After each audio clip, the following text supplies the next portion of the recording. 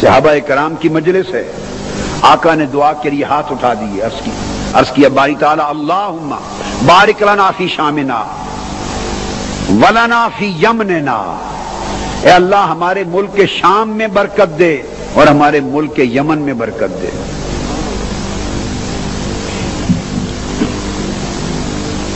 پھر کسی نے آواز دی یا رسول اللہ ولنا فی نجدنا، ہمارے نجد کے لیے بھی دعا کر دیں۔ صحیح بخاری میں ہے، صحیح مسلم میں ہے، متفق علیہ حدیث اور صحاح ستہ میں، کثیر کتب میں۔ عرض کہ یا رسول اللہ یمن کے لیے دعا کی، شام کے لیے دعا کی، ہمارے نجد کے لیے بھی دعا کر دی۔ آپ نے بات نہیں سنی، پھر فرمایا اللہم بارک لنا فی شامنا ولنا فی یمننا۔ اس نے پھر کہا ولنا فی نجدنا، ہمارے نجد کے لیے بھی دعا کر دیں۔ آقا نے پھر چہرہ انور پھیر لیا، عرض کیا اللہم بارک لنا فی شامنا ولنا فی یمننا۔ اس نے پھر تیسری بار عرض کیا ولنا فی نجدنا، آقا نجد کی بھی دعا کر دیں۔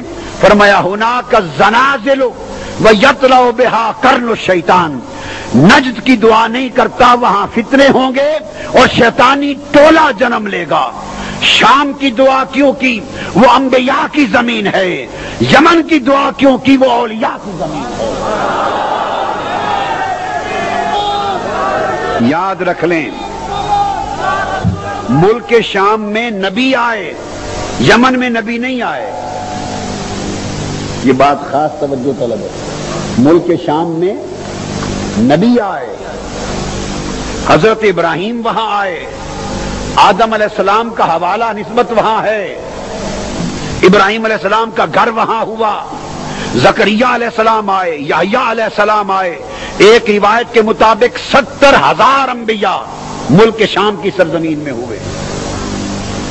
تو شام کی دعا کی کہ ہمارے شام میں برکت دے، کہ سرزمین انبیاء ہے۔ عرض کیا باری تعالیٰ ہمارے یمن کو برکت دے، یمن میں تو نہ کعبہ ہے، نہ قبلہ اول ہے، نہ نبی آئے نہ رسول آئے، تو یمن کو برکت کیوں دے؟ اس لیے کہ یمن ویسے کرنے کی سرزمین ہے، یمن اولیاء کی زمین ہے۔ تو فرمایا نجد کی دعا نہیں کرتا، کیوں کہ نجد کی سرزمین شام نبیوں کی زمین، یمن ولیوں کی زمین، اور نجد کی دعا نہ کی اس لیے کہ وہاں سے ایسا فرقہ جنم لے گا جو نبیوں کا بھی بے ادب ہوگا، ولیوں کا بھی بے ادب ہوگا۔ میرے آقا نے اس کی دعا نہیں کی۔ بارکس والو، خوش نصیب ہو تم کہ تمہاری اصل سرزمین یمن میں ہے۔ قرآن اور حدیث کی روشنی میں بات کریں گے۔ ادھر اولیاء کا ذکر ہوا، رب کائنات کی رحمت شروع ہو گئی، قبولیت کا اعلان ہو گیا، قبولیت کا اعلان ہو گیا۔ یمن والو میری نصیحت یاد رکھنا، ہر شے چھوڑ سکتے ہو دنیا کی، کاروبار چھوٹتا ہو چھوٹ جائے، تجارت چھوٹتی ہو چھوٹ جائے، ملازمت چھوٹتی ہو چھوٹ جائے، ساری دنیا چھوٹتی ہو چھوٹ جائے، رشتے چھوٹتے ہو چھوٹ جائے، جو کچھ چھوڑتا ہے چھوڑ دینا، مگر ولیوں کے ادب اور اولیاء کی محبت والا عقیدہ مر جانا کبھی نہ چھوڑنا۔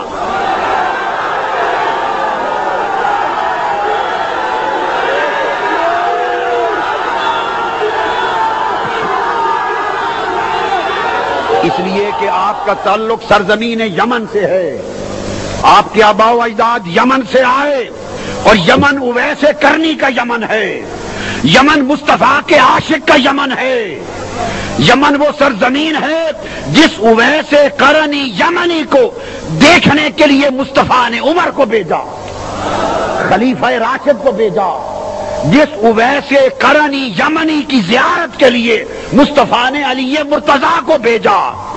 ارے ہو صحابی، وہ خلفائے راشدین، اور دیکھنے کے لیے جائے تابعی کو جو خود صحابی ہی نہیں ہے۔ کس کا درجہ اونچا ہے، تابعی کا یا صحابی کا؟ بولیے نا، کس کا درجہ اونچا ہے، صحابی کا یا تابعی کا؟ درجہ عمر و علی کا اونچا ہے یا اویس قرنی کا؟ حضرت عمر اور حضرت علی کا درجے میں، رتبے میں یہ بلند ہیں مگر ملنے کے لیے انہیں ویسے کرنی کے بعد بھیجا جا رہا ہے،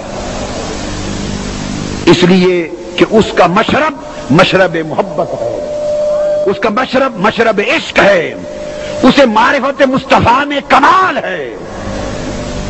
چنانچہ عمر و علی گئے رضی اللہ تعالی عنہما، حج کا موقع ہے، آپ نے حجاج کو بلایا کہ جو حاجی یمن سے آئے ہیں آ جائیں۔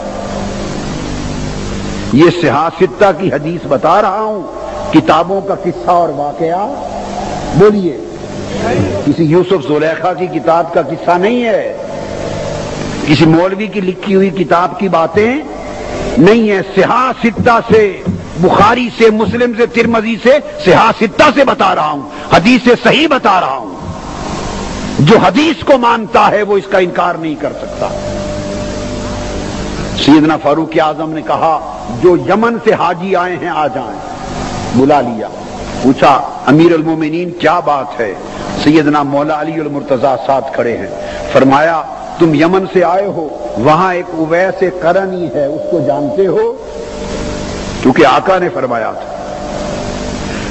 عرض کیا حضور جانتے تو ہیں مگر آپ نے کیا کرنا ہے، وہ تو دیوانہ ہے۔ ہائے ہائے، وہ تو دیوانہ ہے۔ فرمایا اسی دیوانے کو فرزانے ملنے جا رہے ہیں، فرزانے اسی دیوانے کو ملنے جا رہے ہیں۔ پتہ لے لیا۔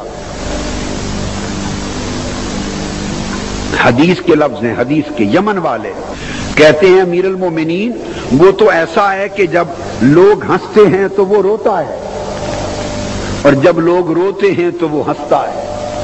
اب انہیں کیا خبر کہ لوگوں کے ہنسنے پہ اسے رونا کیوں آتا ہے اور لوگوں کے رونے پہ اسے ہنسنا کیوں آتا ہے؟ وہ اس لیے کہ جب لوگ ہنستے ہیں تو وہ اس لیے روتا ہے کاش انہیں حقیقت دنیا کی خبر ہوتی تو ہنستے نہیں روتے، اور جب لوگ دنیا کے نقصان پہ روتے ہیں تو وہ ہنستا ہے، وہ کہتا ہے کاش انہیں آخرت کے نفع کی خبر ہوتی تو دنیا کے نقصان پہ روتے نہیں ہنستے۔